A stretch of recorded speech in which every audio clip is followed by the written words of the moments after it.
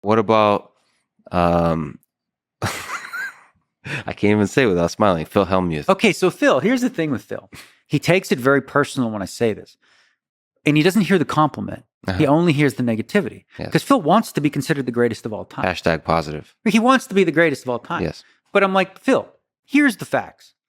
You have the best, absolute greatest resume at the World Series of Poker of anyone in the world. Yeah. Is that not enough? Right? That's what you have. You have that, right? Now, do I think you're the best no-limit hold'em player in the world today? No. Do I think that, you can play high-stakes mixed games with the best players in the world today and win? No, right? So he wouldn't get as much flack on this topic if he wasn't so boastful and demanding. Like, you never hear Phil Ivey say, I'm the best in the world. Mm-hmm. Like, his peers do, right? But Phil wants to make the claim, and I simply say, I beg to differ, right?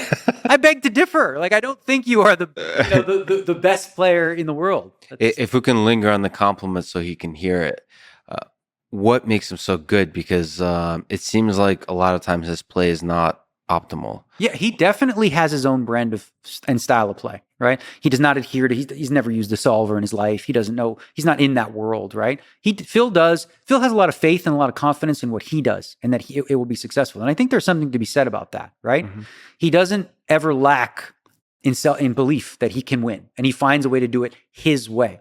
And frankly, a lot of what he does is very effective against specific types of players who are intimidated by him, but whether it's his resume or his demeanor or his attitude sometimes, right? Like, if you're an average player and then, you beat Phil in a hand, you're going to hear it. Mm-hmm. This idiot from Northern Europe and beat me in this pot. And for some people, they don't like that. So he can use that against them. But I also think too, he cares so much, right? And that leads to trying really, really hard. Like, he sees these moments and he doesn't phone them in.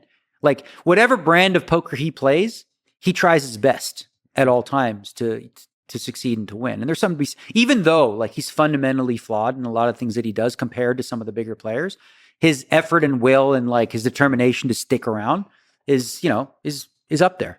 And he is somebody who seems to really hate losing. Yes. Yeah. He feels like he deserves to win. Yeah. Right. In all cases. And if he loses, it's not just. As he joked around that you and him might do an anger management I said that in one video. Course.